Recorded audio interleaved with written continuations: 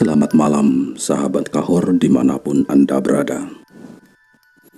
Malam ini, saya akan menceritakan tentang kisah kelam dan horor di masa lampau di suatu desa terpencil yang akan saya ungkit kembali. Kisah ini berlatar di tahun 2003, di mana keadaan ekonomi belum terlalu baik. Jaka dan Agus. Nama mereka ini begitu terkenal di kampung ini. Mereka berdua adalah biang keonaran di sini. Mereka sangat dibenci oleh para warga kampung. Segala tindak tanduk mereka cenderung merugikan orang banyak. Mulai dari tindakan premanisme yang mereka lakukan, sering membuat keonaran, hingga aksi perampokan dan pembegalan yang kerap kali mereka lakukan. Tak jarang, mereka kerap kali menggunakan cara kekerasan dan tak segan untuk melukai para korbannya. Banyak dari warga di sekitar kampung sini yang sudah menjadi korban Jaka dan Agus. Sudah sangat muak sebenarnya. Namun, tak ada warga yang berani mengusir mereka karena ilmu kebal dan ilmu hitam yang mereka punya.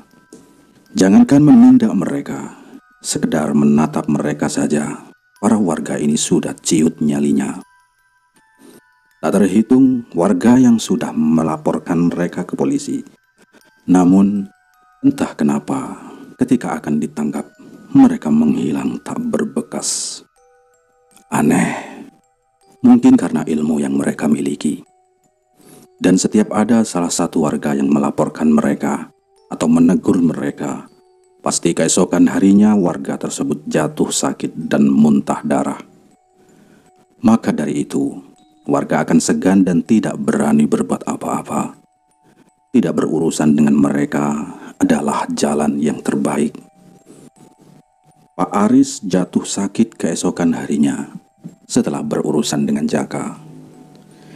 Karena Jaka meminta jatah gabah kepadanya. Namun Pak Aris tentu menolaknya. Hingga hampir terjadi perkelahian yang membuat Jaka mengacungkan parangnya kepada Pak Aris. Namun, kejadian itu berhasil dicegah oleh beberapa warga. Bisa dibilang, Pak Aris ini juga mempunyai ilmu kanuragan. Namun entah kenapa, keesokan harinya beliau mendadak sakit keras hingga memuntahkan darah dari mulutnya. Nampaknya, ilmu Pak Aris masih belum seberapa.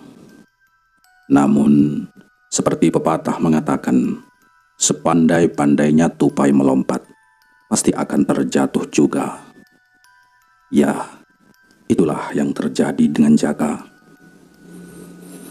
Jaka terlihat panik mencari keberadaan sabuk kebanggaannya. Di mana sabuk itu berada? Apa dibawa oleh Agus? Ucapannya dalam hati yang frustasi karena tak kunjung jua menemukan sabuk hitamnya. 2 hari sebelumnya, si Agus ini berpamitan kepada Jaka. Agus hendak menemui gurunya yang berada di kaki Gunung Ciremai. Bisa dibilang, itu adalah agenda rutin yang Agus lakukan 3 bulan sekali. Tujuannya adalah mengasah ilmu kebatinan yang ia miliki. Sebenarnya Agus ini orangnya pendiam. Ia hanya berbicara jika dirasa itu penting. Sikap dan sifat Agus juga jauh terbalik dengan Jaka. Hampir semua masalah yang Agus dapat ini bersumber dari perilaku Jaka yang arogan dan agresif. Sebagai sahabat, tentu Agus senantiasa selalu menolong temannya tersebut. Terlebih, Agus juga memiliki hutang nyawa kepada Jaka. Semua ilmu yang Jaka miliki adalah hasil dari apa yang Agus ajarkan kepadanya. Bisa dibilang, Agus adalah sahabat sekaligus guru bagi si Jaka ini. Lelah mencari, namun tak kunjung mendapati apa yang dicari. Jaka duduk terdiam di balai bambu depan rumahnya, seraya memikirkan apa yang harus ia lakukan. Entah kenapa, perasaannya begitu resah dan gelisah hari ini. Aneh, tidak seperti biasanya. Jaka bimbang. Kebutuhan untuk hidupnya sedang banyak, tapi jika harus keluar dan melancarkan aksinya, tentu karena tak ada Agus yang bersamanya, dan juga sabuk yang merupakan jimat pelindungnya kini hilang entah kemana. Sebenarnya Agus sangat melarang Jaka ketika pergi beraksi dan tak membawa jimatnya tersebut. Tentu karena besarnya resiko nanti yang akan ia terima dan ia hadapi. Jaka beranjak dari tempat duduknya. Ia berjalan keluar rumahnya dengan sebatang rokok terselip di jari tangannya. Ia berniat untuk berjalan ke arah pasar, sekedar menghilangkan kegelisahan di dalam hatinya. Hingga ia menghentikan langkah kakinya di warung bakso sederhana milik Pak Tain. Mungkin semangkuk bakso bisa merendahkan kekalutan hati dan pikirannya. Seperti singa yang tengah melihat mangsa di depannya.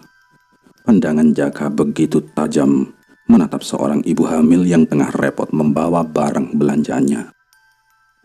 Mata Jaka tertuju pada dompet yang dikempit di ketiak ibu hamil tersebut. Kesempatan yang begitu menggiurkan untuk dilewatkan. Tanpa berpikir kedua kali, Jaka segera beranjak dari tempat duduknya. Ia berjalan dengan santai ke arah wanita tersebut sambil mengawasi keadaan di sekitarnya dan mencari rute pelarian yang sekiranya aman nantinya. Perlahan mendekat hingga Jaka sekarang tepat berada di samping wanita tersebut. Matanya begitu tajam melirik ke arah barang yang diincarnya. Pak Tain hanya bisa mengelus dada. Pak Tain sang penjual bakso ini berdoa, berharap agar sang wanita baik-baik saja, karena dia tahu nasib sial akan dialaminya. Ya, tentu saja Pak Tain ini tahu apa yang ada di pikirannya Jaka. Begitu cepat tangannya meraih dompet yang terjepit di antara ketiak.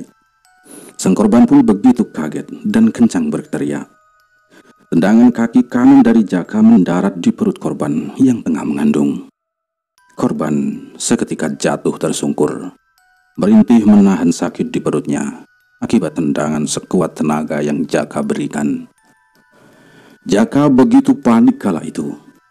Seketika dia melangkahkan kakinya secepat mungkin, berusaha menjauh dengan langkah seribunya. Mendengar ucapan minta tolongnya korban, para warga yang berada di sekitar pun segera menghampiri untuk menolongnya.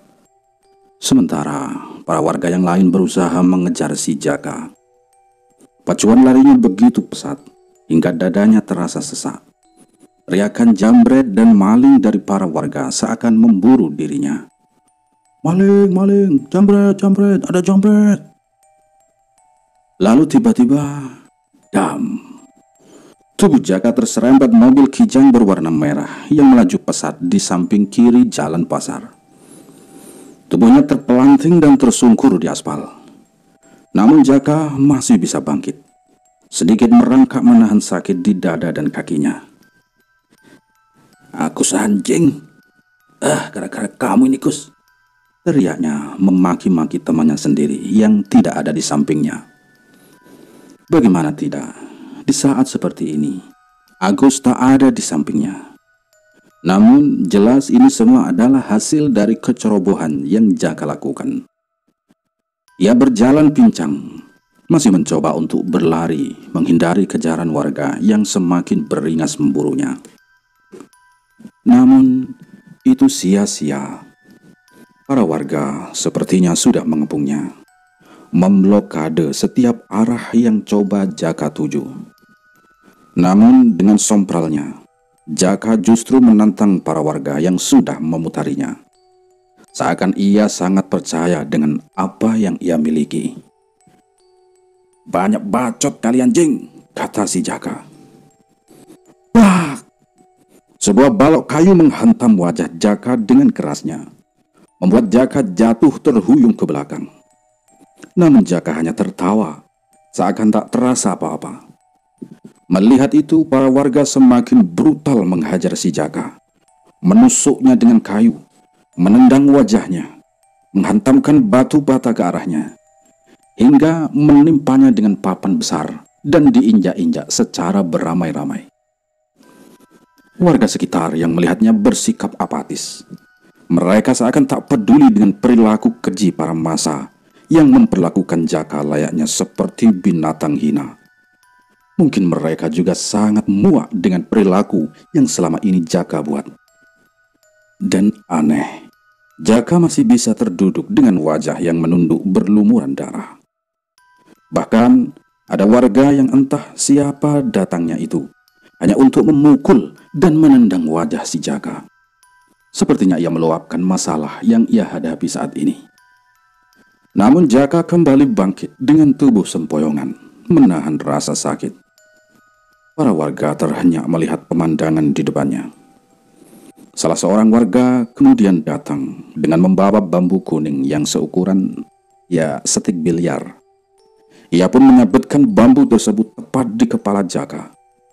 Dan seketika membuat tubuh Jaka kembali terhuyung jatuh ke belakang dan tak mampu bangkit kembali. Tubuhnya terkapar bersimbah darah. Bukannya berhenti, para massa ini justru semakin beringas menyiksa. Salah seorang warga bahkan meminumkan cairan semen yang sudah dicampur air ke dalam mulut Jaka, yang membuat tubuh Jaka mengejang-ngejang. Selang beberapa lama, datang seorang pria dengan membawa cangkul bekas adukan semen dan pasir. Ia menancapkan mata cangkulnya di leher Jaka, yang membuat luka lebar menganga di lehernya. Belum puas, ia kembali mengayunkan cangkulnya ke arah perut Jaka yang sudah terkapar tak berdaya, merobek perutnya sehingga mengeluarkan organ dalam isi di dalam perutnya. Cipratan darah mengenai wajah sang pencangkul dan aspal di sekitarnya. Masih belum puas, kini dia menancapkan cangkulnya di kepala sebelah kiri Jaka yang membuat telinganya terputus dan merobek pelipisnya. Tak lama, polisi sudah datang di TKP. Segeralah, polisi membawa mayat Jaka ke rumah sakit terdekat dan menginterogasi beberapa warga untuk dimintai keterangan sebagai saksi mata. Setelah polisi pergi dari tempat kejadian, para warga masih berkerumun untuk melihat lokasi kejadian. Darah masih tampak segar tertumpah di pinggir jalan raya. Polisi pun sudah memasang garis kuning bertanda tempat kejadian. Hingga perlahan bergulirnya waktu, warga sudah mulai membubarkan dirinya masing-masing. Malam menjelang. Tak seperti biasanya keadaan begitu sepi. Tak ada aktivitas warga seperti biasanya. Bahkan tak ada satupun warga yang keluar dari dalam rumahnya. "Oh, pada kemana nih orang-orang?" gerutu si tukang bakso kesal. Tumben, sepi banget, gak kayak biasanya." Ya, Pak Ihsan memang biasa menjajakan dagangan baksonya keliling kampung ini pada malam hari. Namun aneh, malam ini kampung ini seolah mati. Tak ada satupun orang yang ia temui. Pak Ihsan kembali mendorong gerobak baksonya untuk kembali berkeliling menjajakan dagangannya. Cahaya rembulan yang tampak terang menemani malam menuju pagi yang akan datang.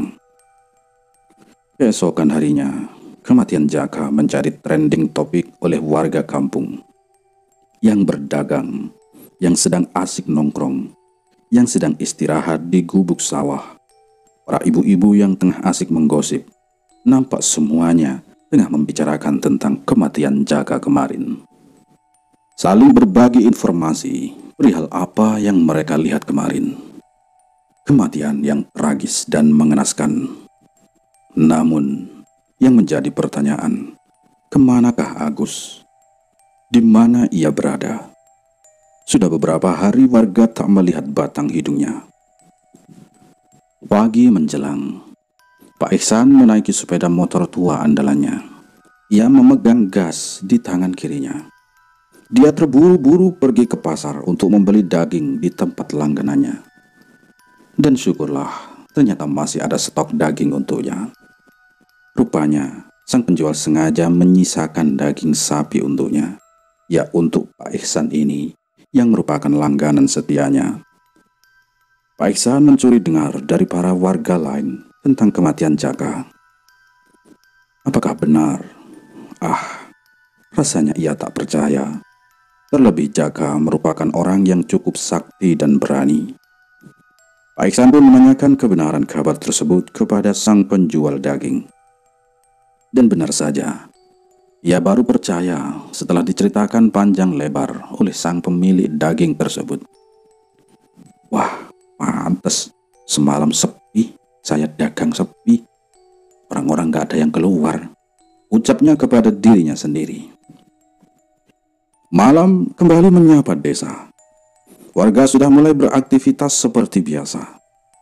Tak seperti kemarin malam yang sangat sunyi, sekarang kembali ramai. Berbanding terbalik dengan suasana di pemakaman desa yang tampak sepi, sunyi dan mencekam tentunya. Seorang pria terlihat tengah berjongkok, memandangi makam yang masih baru. Tanah bekas galian pun masih tampak baru. Bunga yang ditabur pun belum layu di atas makam tersebut. Makam sederhana yang hanya bernisankan papan kayu tipis. Rupanya Agus datang melihat tempat peristirahatan terakhir temannya tersebut. Ia berjongkok di depan kuburan Jaka yang kemarin dimakamkan. Namun tak ada raut kesedihan yang terpancar dari wajahnya.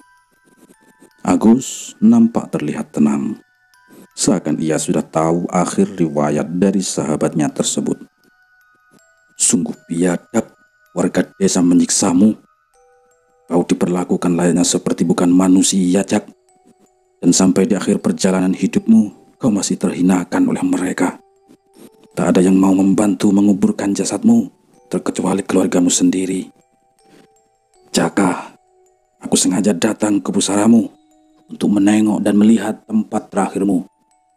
Biarkan aku membantu membalaskan dendammu. Maafkan aku, kawan, karena sudah mengganggu kuburanmu, ucap Agus seraya terus melihat kuburan dari temannya tersebut. Agus mengayunkan cangkul yang ia bawa ke tanah, tepat di mana Jaka dikubur. Agus membongkar paksa makam Jaka untuk mengeluarkan jasadnya yang nanti akan ia bawa. Perlu waktu yang cukup lama untuk Agus membongkar kuburan Jaka. Peluh menetes dari keningnya. Suasana makam begitu hening, sehingga yang terdengar hanya suara mata cangkul yang bertemu dengan tanah yang basah. Dok, dok. Mata cangkulnya menghantam papan kayu pelapis jasad Jaka. Segera Agus melempar cangkulnya ke pinggir, mengais tanah menggunakan tangannya, sehingga membuat kukunya hitam penuh tanah. Perlahan, Agus membuka papan pelapis jasad itu. Bau busuk langsung menyeruak begitu papan dibuka. Darah masih merembes di kain kafan pembalut tubuh Jaka. Begitu mengerikan pemandangan yang terlihat. Namun, tak ada ekspresi apapun dari Agus. Wajahnya nampak datar, tak menunjukkan kekagetan atau ketakutan sedikit pun. Agus membopong mayat sahabatnya tersebut, mengangkatnya dari liang kubur dan meletakkannya di samping kuburan. Agus lalu beranjak naik dan menimbun kembali lubang kuburan dengan tanah. Tak terlalu rapi Agus menimbun, namun itu cukup untuk menghilangkan jejak bekas galiannya. Setelah semuanya beres, Agus menaruh mayat Jaka di atas bahunya. Tangan kanannya memegangi mayat, sementara tangan kirinya membawa cangkul yang masih kotor dengan bekas tanah. Usus Jaka terburai di samping kiri telinga Agus, sementara wajah Jaka tepat persis menghadap ke arahnya. Agus berjalan menuju rumahnya yang lumayan jauh dari area kuburan desa, membopong mayat sahabatnya tanpa rasa takut sedikit pun. Selang beberapa menit, Agus sudah sampai di rumahnya yang berada di pojok desa. Rumah sederhana peninggalan orang tuanya yang telah meninggal 7 tahun yang lalu. Agus hanya tinggal sendirian di rumah ini. Hanya Jaka yang sering menemaninya untuk mengusir kesepian di rumah ini. Sekarang, Jaka kembali menemaninya, namun dalam bentuk yang berbeda dan tak bernyawa. Jasadnya dibaringkan di atas selembar daun pisang yang telah dipersiapkan sebelumnya. Tak lupa, Agus juga membakar kemenyan. Asap putih muncul dari pembakaran kemenyan tersebut. Agus menyayat telapak tangannya dengan pisau kecil, sehingga darah pun keluar dari bekas sayatannya. Ia meneteskannya ke mulut Jaka yang kini sudah menjadi sebujur bangkai. Lalu ia pun kembali meneteskan darahnya ke wadah pembakaran menyan tadi. Agus merapal mantra-mantra. Mulutnya berkomat kamit membaca bacaan yang entah itu apa. Keajaiban terjadi. Mayat Jaka menggeliat lantas terduduk. Ya, Jaka seperti kembali bangkit dari kematiannya.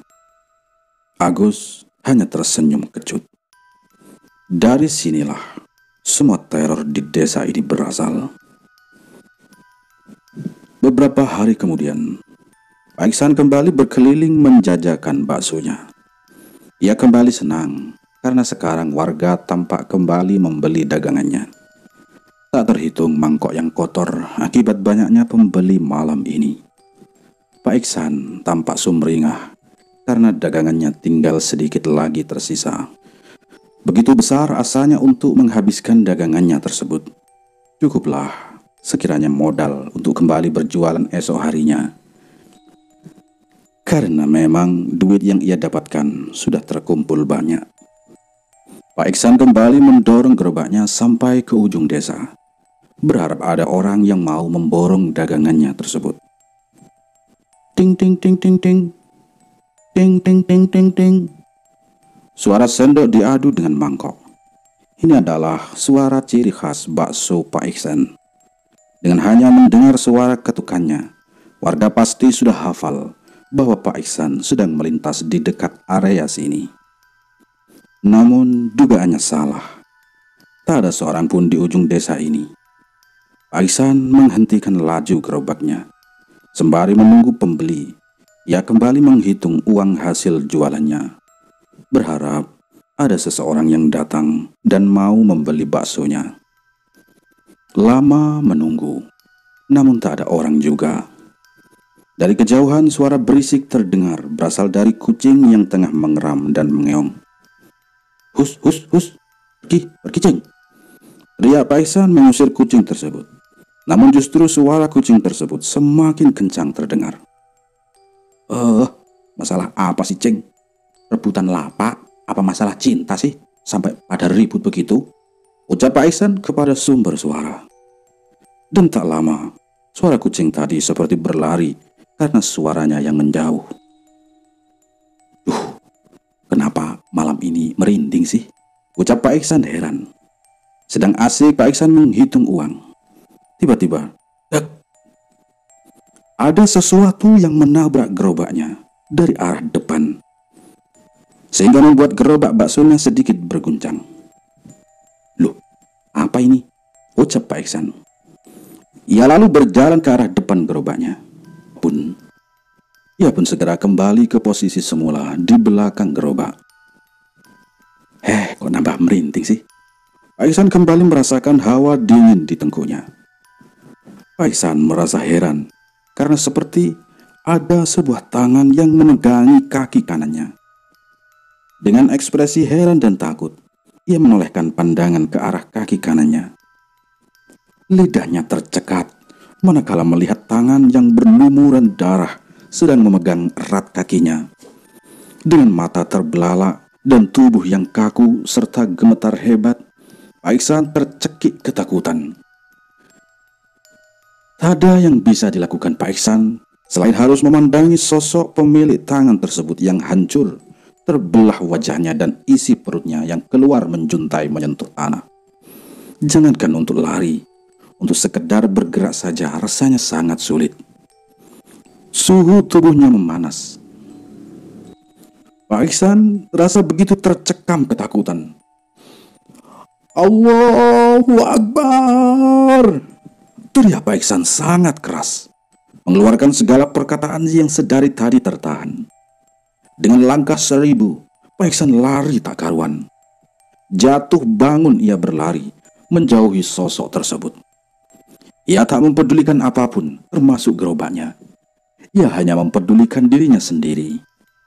Pak Iksan lari sambil berteriak seperti orang kesetanan, menabrak apapun yang ia lalui untuk mencari pertolongan dan keselamatan. Hingga ia begitu jauh dari gerobak kesayangan tersebut. Tak berapa lama, seorang warga bernama Fahmi ini keluar dari dalam rumahnya. Ia melihat gerobak bakso milik Pak Iksan yang terparkir tak jauh dari rumahnya. Ia pun berjalan untuk memesan semangkok bakso karena lapar yang ia rasakan. Namun, sesampainya di tempat, tak ada siapapun. Loh, kemana nih yang jual? Pikirnya karena Pak Iksan tak ada di tempat. Fahmi menoleh ke segala arah untuk mencari keberadaan sang pemilik gerobak bakso. Lama ia mengamati sekeliling, namun tak kunjung jua melihat Pak Iksan. Bodo amat. Fahmi pun mengambil mangkok yang masih bersih. Ia berniat untuk meracik bakso buatannya sendiri karena rasa lapar yang tak tertahankan. Namun, ketika ia membuka panci di mana tempat mengukus bakso, ia terheran-heran karena menemukan jeroan di dalam panci baksonya. Loh, sejak kapan Pak Iksan jualan bakso jeroan? Pikirnya dalam hati. Wah, mungkin varian menu baru. Ucapnya tak mempedulikan keanehan yang terjadi. Fahmi pun segera mengambil beberapa butir bakso dan jeroan yang terrebus di dalam panci. Bau busuk sih, ucap Fahmi ketika menaruh jeroan tersebut ke dalam mangkok. Wush, angin dingin membelai tengkuknya. Seketika bulu romanya berdiri. Fahmi merinding di sekujur badannya. Mas, tolong jangan makan usus saya. Fahmi mendengar suara lirih, sayup-sayup pelan terdengar. Ia pun menoleh ke segala arah untuk mencari pemilik suara lirih tersebut.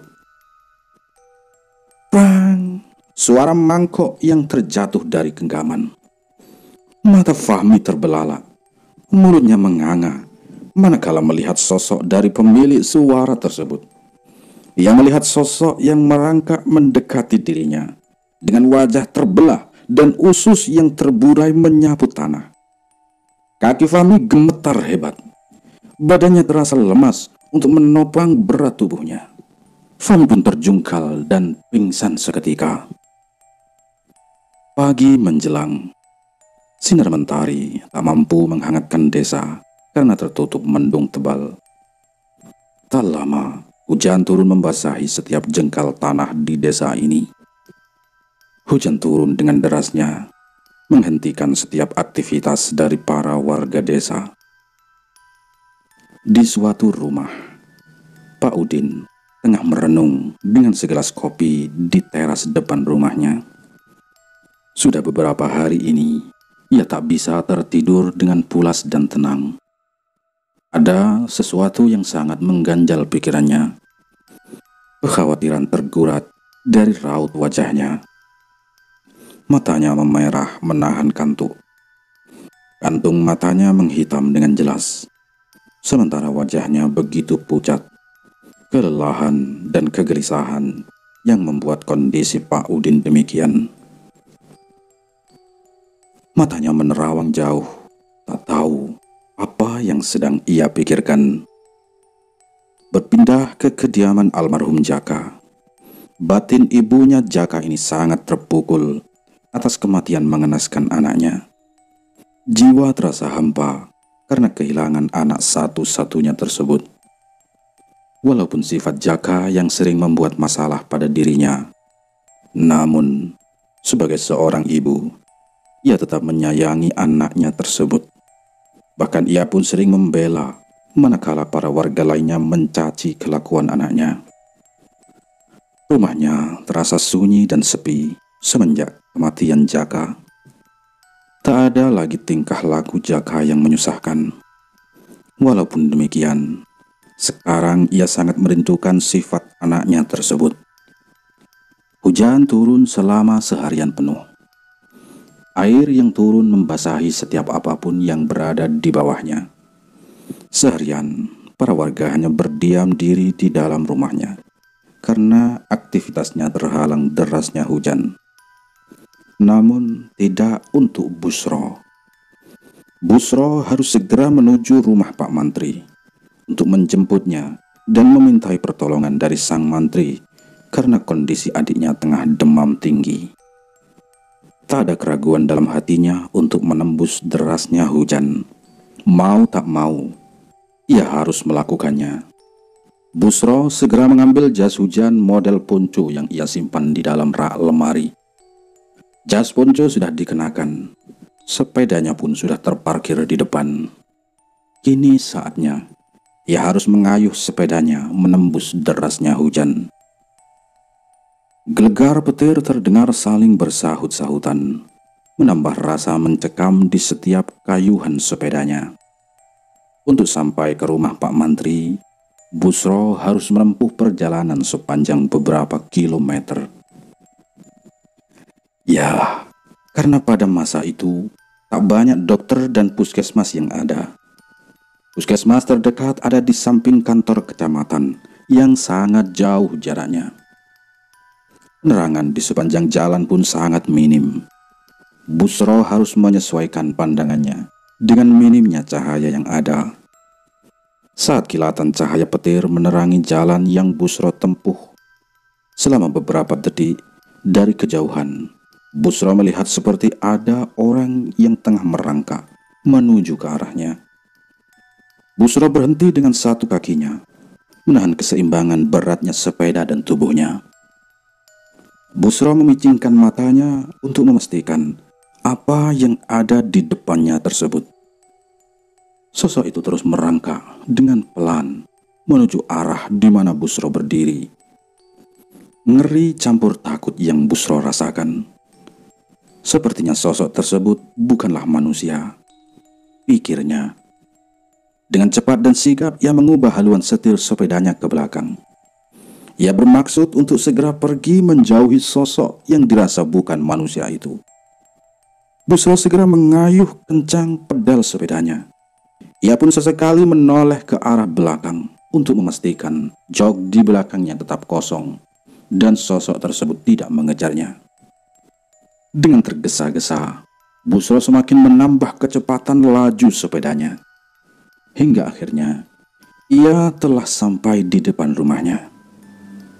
Sepedanya terbanting. Ia tak sempat untuk memarkirkannya karena rasa takut yang sedang ia alami. Segera membuka jas hujan ponco yang ia kenakan dan bergegas untuk masuk ke dalam dan mengunci pintu rumahnya. Dengan nafas yang masih ngos-ngosan, Busro mencoba menenangkan pikirannya yang dirasa kacau atas kejadian barusan. Busro segera menuju ke arah dapur untuk mengambil segelas air agar perasaannya menjadi lebih tenang. Apa itu ya? Hembusan nafas panjang yang Busro keluarkan karena sekarang ia merasa kondisi pikirannya lebih baik. Busro duduk di samping pintu sambil membakar sebatang rokok untuk lebih menenangkan hati dan menjernihkan pikirannya. Sementara suara petir masih terdengar dari dalam rumahnya. Setelah sebatang rokok habis ia hisap, ia pun berjalan ke kamar adiknya untuk mengecek dan memastikan keadaan adiknya tersebut apa semakin parah atau sudah lebih baik. Sementara ibunya Busro terlihat tertidur di samping adiknya. Di tempat lain, Pak Ihsan, sang penjual bakso ini jatuh sakit. Tubuhnya demam dan sesekali berteriak-teriak seperti orang kerasukan. Istrinya, Iba, melihat kondisi suaminya tersebut. Sementara gerobak baksonya sudah terparkir di samping rumah. Ya, ada salah satu warga yang mengantarkan gerobak yang Pak Iksan tinggalkan sewaktu kejadian kemarin malam. Istrinya tampak sesekali menangis melihat keadaan suaminya yang demikian. Sementara Fahmi, kondisinya ini sudah lebih baik setelah dibawa ke dukun dekat desa. Para warga tentu bertanya-tanya perihal kejadian apa yang tengah terjadi. 2 hari kemudian, para warga masih terlihat beraktivitas seperti biasanya. Mereka masih belum tahu bahwa ada teror yang sedang mengintai dan akan mengganggu ketentraman desa. Pak Ujo dan Bu Tias tengah bersiap berangkat menuju pasar ketika waktu menunjukkan jam 10 malam. Ya, memang pasar di sini buka pada malam hari sampai pagi hari. Segala kebutuhan pokok pun tersedia di pasar ini.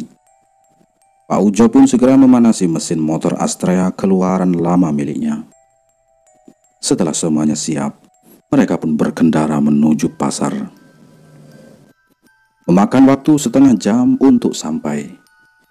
Jalan pada saat itu pun masih berupa bebatuan yang menonjol, belum teraspal dan belum bagus seperti sekarang. Dengan bermodalkan lampu dari motornya, Pak Ujo melaju menembus jalan yang gelap dan minim cahaya. Jalan menuju pasar harus melewati toang, yaitu jalan sepi dan panjang. Setelah beberapa lama, akhirnya Pak Ujo sampai di depan pasar. Segera ia mencari tempat untuk memarkirkan motornya. Beberapa jam berlalu, Pak Ujo sudah membeli semua yang ia butuhkan di dalam pasar. Ia menaruh barang belanjaannya di dalam keranjang yang terbuat dari bambu yang berada di samping motornya. Sementara istrinya duduk di belakang sambil memegangi belanjaan agar tidak terjatuh. Singkat cerita, Pak Ujo kembali menembus pekatnya malam, melajukan dengan pelan dan hati-hati agar barang dan istrinya ini tetap aman. Ketika sampai di tikungan kecil yang kanan kirinya masih berupa pekarangan, Pak Ujo menginjak dalam-dalam pedal rem motornya. Bagaimana tidak, tepat 100 meter di depannya, ia melihat tubuh tergeletak di tengah jalan. Yang ia lihat dari bantuan lampu motornya. "Ada apa, Pak? Tiba-tiba ngerem mendadak gitu?" tanya istrinya yang berada di belakang. Bu, lihat Bu, kayak ada orang tergeletak di tengah jalan," kata Pak Ujo. "Wah, begal mungkin Pak. Udah nggak usah ditolongin, kita muter balik saja Pak," ucap istrinya memperingati. "Hus, ibu ini kalau ngomong sembarangan. Kita lihat dulu Bu, siapa tahu memang itu korban kecelakaan." Pak Ujo nampak kekeh dengan pendapatnya. Pak Ujo melajukan motornya ke arah tubuh tersebut. Dan setelah dirasa dekat dan aman, beliau segera turun dari motornya untuk mengecek keadaan yang dirasa adalah sang korban kecelakaan. Namun, ketika Pak Ujo sudah dekat, tiba-tiba tubuh tergeletak tersebut menggeliat, seperti sakit menahan ajal. Pak Ujo pun beringsut mundur karena kaget. Kenapa Pak?" ucap istrinya dari arah belakang. Lalu tiba-tiba tubuh yang tergeletak itu kini telah berdiri, dengan wajah yang terbelah dan ususnya yang terburai menjuntai ke bawah. "Wah, setan alas!" ucap keras Pak Ujo karena takut dan kaget. "Lari Bu, lari, ayo cepet lari," ajaknya kepada sang istri. "Ih, serem Pak," balas sang istri setelah melihat sosok tersebut. Dengan tergesa-gesa dan panik, Pak Ujo segera menyalakan motornya. Namun sial, motornya tak mau menyala. Tak bisa diandalkan di saat seperti ini. "Wah, setan alas, tak bisa diandalkan di saat seperti ini," ucap Pak Ujo ini kepada motornya. Berkali-kali Pak Ujo mencoba menyalakan mesin motornya, namun tak ada hasil juga. Istrinya terus mendekat dan berpegangan erat pada tubuh Pak Ujo karena ketakutan. "Hah, sialan, bajingan. Rupanya kunci kontak motor belum saya hidupkan. Wah, pantas saja dari tadi motornya tak mau nyala. Ayo Bu, naik Bu, cepetan. Perintahnya kepada sang istri yang masih ketakutan. Benar saja motor tak mau menyala karena kuncinya itu belum diputar. Pak Ujo pun segera menarik dalam-dalam gas motornya yang melaju dengan sangat kencang untuk kabur sejauh mungkin dari sosok yang menyeramkan barusan. Sementara istrinya terus memegangi erat tubuh suaminya tersebut sambil memejamkan kedua matanya karena ketakutan. Keesokan harinya, Pak Ujo menceritakan kepada para tetangganya tentang kejadian semalam yang ia alami. Namun para tetangga seperti tak percaya cerita yang Pak Ujo tuturkan. Ketika sedang berjalan, Fahmi mencuri dengar dari para warga yang tengah membicarakan cerita Pak Ujo. Fahmi berhenti untuk menyimak dan mencari tahu lebih dalam tentang kabar yang beredar.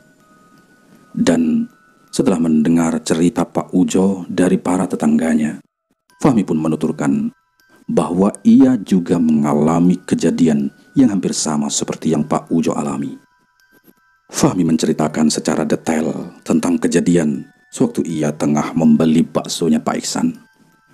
Warga yang awalnya ragu akan kebenaran cerita tersebut pun akhirnya sedikit percaya. Warga menjadi sedikit was-was dibuatnya. Angin malam berhembus kencang membelai dedaunan. Suara serangga malam begitu nyaring terdengar. Terlihat di sebuah pos ronda, sekelompok warga desa tengah bermain kartu gaple untuk membuang rasa bosan. Tawa dari orang di dalam pos ronda memecah keheningan malam ini. Seiring tawa yang perlahan mereda, tiba-tiba tercium bau amis serta bau busuk di dekat pos ronda. Bau amis coy, ucap salah satu lelaki berkupluk hitam di kepalanya. Para temannya pun mengendus-endus untuk memastikan bau tersebut. Wah iya, kayak bau ikan busuk, ucap salah satu dari mereka. Sesuatu seperti menimpa atap pos ronda. Loh, apa itu? Ayo cek. Kita cek. Dengan segera semua orang yang ada beranjak dari duduknya. Mereka turun dan berjalan mengecek keadaan di sekitarnya. Loh, gak ada. No, coba cek di belakang pos ronda, ucap temannya kepada Jono, lelaki yang memakai kupluk hitam barusan. Lah, kenapa saya? Bareng-bareng atuh, ajak Jono kepada yang lainnya. Iya, tapi kamu yang di depan, Jon, ucap salah satu teman Jono. Yang tua ya selalu harus mengalah, gerutu si Jono. Jono berjalan paling depan di antara semua temannya. Ia berjalan ke arah belakang pos ronda. Tak lupa, senter lawas bertenaga batu baterai mantap ia genggam. Cahaya senter menyinari setiap sudut belakang pos yang gelap. Ia mengarahkan cahaya senternya ke bawah, namun tak ada siapapun. Lalu berpindah ke arah semak belukar di belakang. Dan dengan segera Jono berlari begitu kencang meninggalkan teman-temannya. Melihat Jono yang berlari, teman-temannya pun ikut berlari. Ya, ini insting alami manusia. Setelah jauh berlari, langkah kaki Jono pun berhenti karena lelah dan dirasa sudah aman. Napa no kok lari-lari? Tanya temannya yang juga ikut berlari. Dengan ucapan terbata-bata, Jono mencoba menjelaskan. Ada busuk buat suara. Apa sih gak jelas no? Bentak temannya. Sebentar, nafas saya masih ngos-ngosan, jawab si Jono. Setelah dirasa kondisinya lebih baik, barulah Jono ini menceritakan apa yang ia lihat di balik semak belukar tadi. Saya tadi melihat ada songgok manusia yang kepalanya terbelah, ususnya terurai. Serem. Lah, yang bener no, ucap teman yang tak percaya. Kalau gak percaya lihat sendiri saja sana, perintah Jono kepada temannya. Di cerita Jono ini, ketika Jono mengarahkan cahaya senternya ke arah semak, ia melihat sebuah kepala setengah terbelah. Darah segar bahkan masih mengalir dari bekas luka di kepalanya tersebut. Dan yang lebih menyeramkan, sosok kepala itu tersenyum ketika Jono menyenterinya. Di sudut desa, ketakutan dan penyesalan selalu mengganggu pikirannya. Rasa bersalah seakan terus menghantui dirinya, membuat hidupnya kini menjadi tak tenang. Angin malam masuk menembus rumahnya, membelai wajahnya dengan sentuhan lembut. Pak Udin masih terjaga di sepinya malam. Sudah beberapa hari ini ia tak bisa tertidur dengan tenang. Namun, entah kenapa, malam hari ini seakan mengajaknya untuk terlelap, membuai pikirannya mungkin dengan mimpi yang indah. Tak butuh lama, Pak Udin pun terlelap dengan gampangnya. Matanya seakan menolak untuk tetap terjaga. Ia pun mulai merasuki alam tidurnya. Sebuah tangan berlumuran darah memegang erat pundaknya. Pak Udin tak berani menolehkan pandangannya. Ia terlalu takut untuk menatap sosok pemilik tangan tersebut. Sosok itu menjilat-jilat telinganya Pak Udin dengan lidahnya yang panjang dan hitam.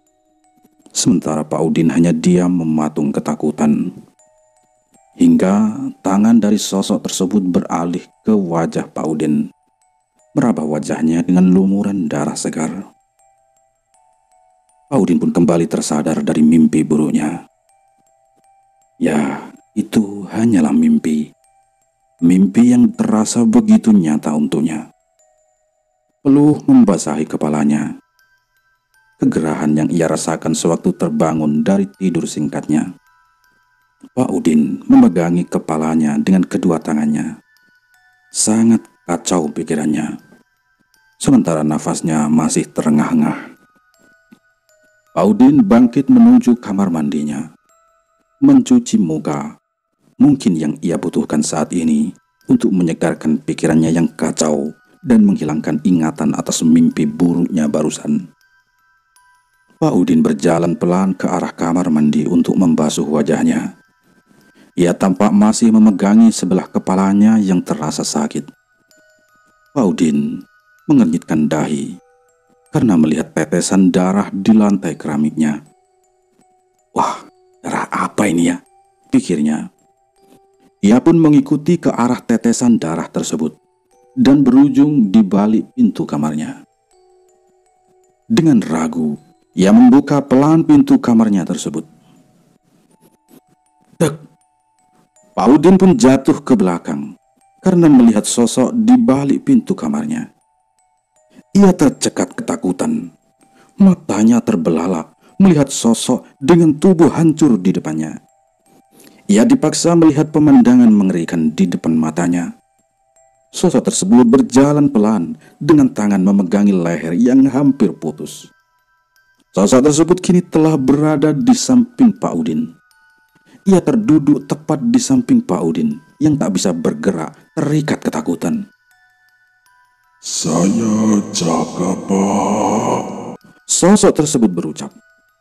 Setiap ia berucap, darah selalu terkucur dan terciprat ke depan yang berasal dari lehernya yang hampir putus. Tangannya yang berlumuran darah kini telah berada di pundak Pak Udin.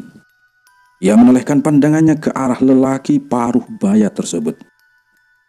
Lidahnya keluar dan memanjang layaknya seekor ular, menjilati wajah Pak Udin yang kini hampir kehilangan kesadarannya. Dan tak lama, Pak Udin pun pingsan dan tak tahu apa yang terjadi selama ia pingsan. Dari waktu ke waktu, hari ke hari, teror dari hantu Jaka ini semakin intens dan meresahkan warga desa. Warga kini tercekam teror yang menakutkan. Kabar Jaka yang bangkit dari kematian dan membalas dendam memang masih simpang siur adanya. Terlebih karena bentuk sosoknya yang sulit dikenali ketika menampakkan wujudnya. Namun, itu lebih dari cukup untuk menakuti siapapun yang bertemu dengannya.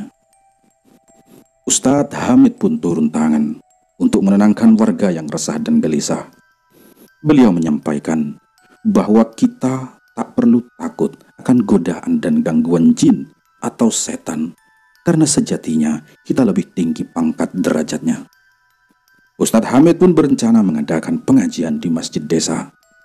untuk memberi himbauan dan mempertebal keimanan dalam menghadapi teror yang terjadi. Para warga kampung sudah dikumpulkan sejak sore hari menjelang surup matahari. Tentu agar warga menjadi berani untuk keluar rumahnya. Karena kalau acara dilakukan pada malam hari, tentu banyak warga yang tak mau karena takut. Jangankan untuk pergi ke masjid, untuk sekedar ke warung dekat rumah saja, warga sangat enggan. Was-was bukan kepalang. Acara berlangsung dari sore hingga malam hari.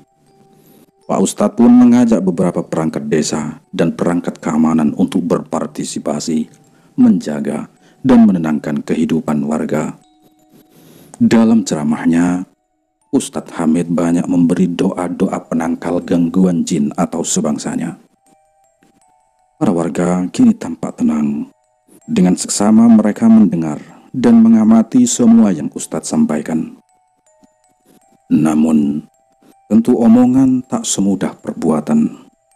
Pada pengaplikasiannya, di lapangan tentu tak semudah yang direncanakan. Acara pengajian berlangsung dengan hikmat.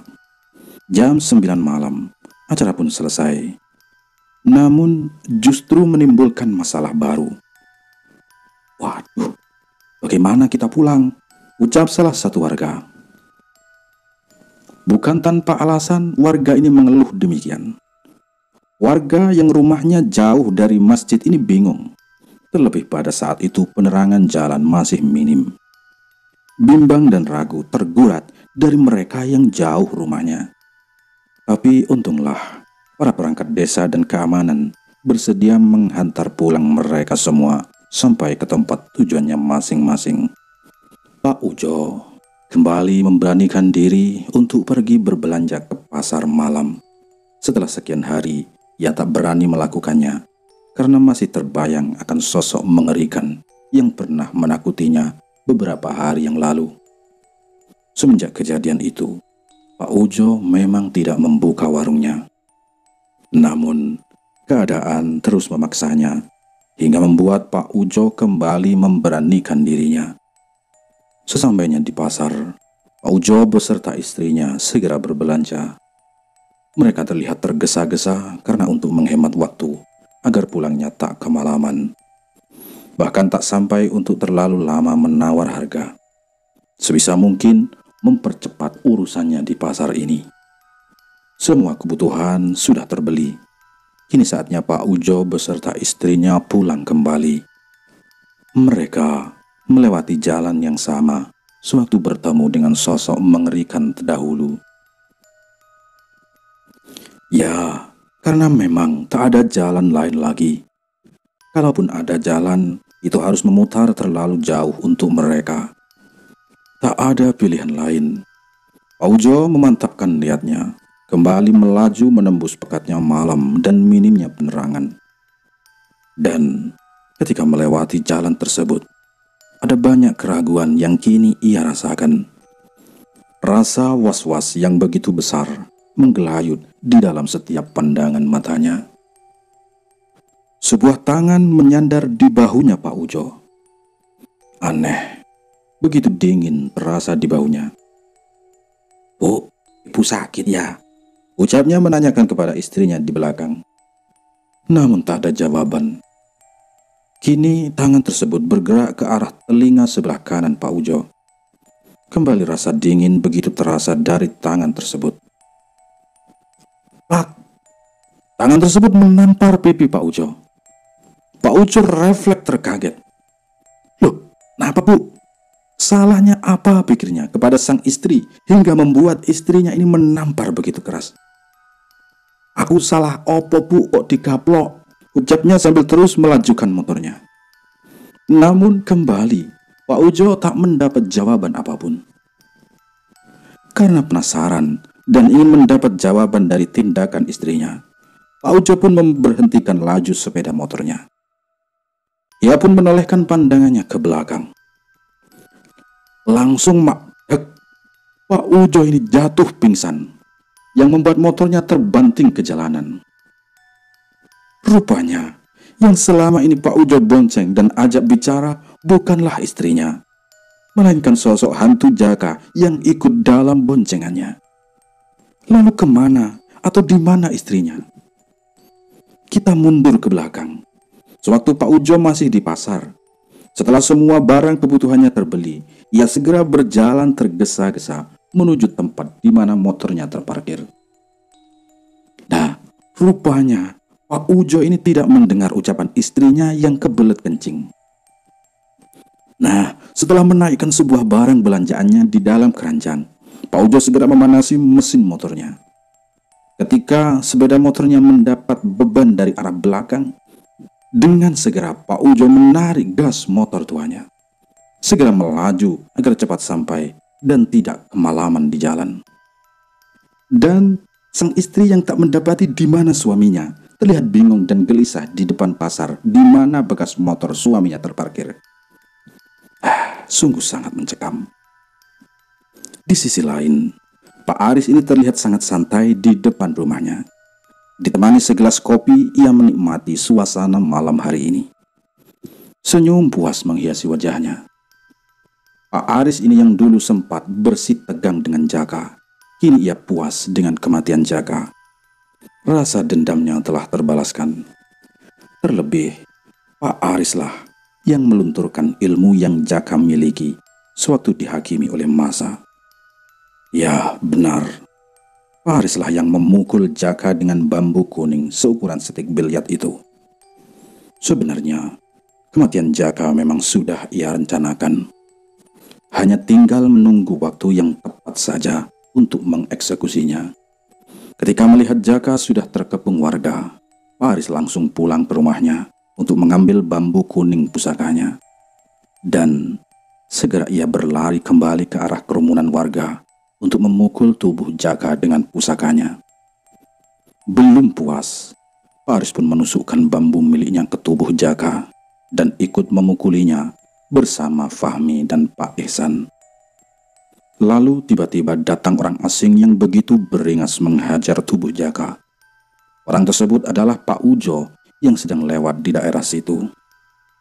Pak Udin yang sedang bekerja sebagai kuli bangunan di daerah situ pun ikut menumpahkan kekesalannya kepada Jaka, karena Jaka dulu pernah memalak semua hasil kerjanya selama menjadi kuli bangunan di dekat lokasi kejadian. Bahkan perilaku Pak Udin lebih beringas.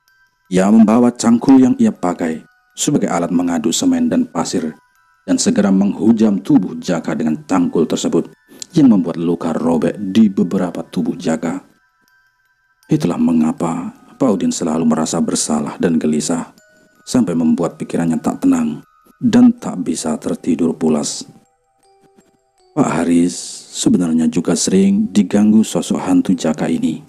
Namun dengan ilmu yang ia miliki, ia selalu berhasil menangkal dan mengusir sosoknya. Pak Haris seperti sedang menunggu kemunculan hantu Jaka. Ia berniat akan menghajarnya untuk yang kedua kalinya kalau sampai hantu si Jaka berani menampakkan wujudnya kembali. Kemudian, di sebuah kamar, Fahmi tak kunjung jua bisa memejamkan matanya. Entah kenapa malam ini begitu panas hawanya. Fahmi sudah mencoba berbagai posisi dengan maksud agar dirinya bisa cepat tertidur. Namun sial, itu semua tak kunjung berhasil menidurkan dirinya. Pet, lampu padam meninggalkan kegelapan dalam kamar Fahmi. Matanya harus menyesuaikan dengan keadaan sekitar. Ia meraba-raba tembok sebagai titian langkahnya agar tak menabrak barang-barang di dalam kamarnya. Dalam gelap, Fahmi meraba-raba tembok yang ia pegangi. Entah kenapa, Fahmi merasa bahwa ia tak sendirian di kamar ini. Seperti ada mata yang mengawasinya dari belakang. Fahmi tak mempedulikan yang sekarang dalam prioritasnya adalah segera menemukan handle pintu kamarnya. Ketika sudah memegang handle, tiba-tiba ada tangan lain yang ikut memegangi tangan Fahmi. Fahmi terlonjak kaget ke belakang. Dalam kegelapan, ia memendangi setiap penjuru kamarnya. Tanpa disadarinya, sosok hantu Jaka kini sudah berada di atas lemarinya. Di tempat lain, Agus menjadi sering berkunjung ke rumah almarhum Jaka. Entah apa yang ia lakukan. Ya, mungkin semacam melakukan pemufakatan jahat dengan ibunya Jaka. Lantas, apa yang sedang mereka bicarakan atau mereka rencanakan? Pak Udin menceritakan atas kejadian yang dialaminya ini kepada Ustadz Hamid. Setelah panjang lebar mendengar cerita Pak Udin, Ustadz Hamid pun seperti mendapat kesimpulan dari semua kejadian ini. Siang harinya, Pak Ustadz Hamid mengumpulkan orang-orang yang terlibat dalam peristiwa pembunuhan Jaka. Tanpa hadir Pak Udin, Pak Ihsan, dan warga lainnya yang ikut terlibat. Dan menurut keterangan dari mereka semua, Pak Ustadz mendapatkan penuturan yang sama. Mereka semua diganggu oleh sosok hantunya Jaka. Setelah perundingan selesai, Pak Ustadz mengajak mereka untuk berdoa dan mengirim surat-surat dalam Al-Quran untuk Jaka, berharap agar terornya cepat selesai. Cerita ini masih panjang dan akan kami lanjutkan di video selanjutnya.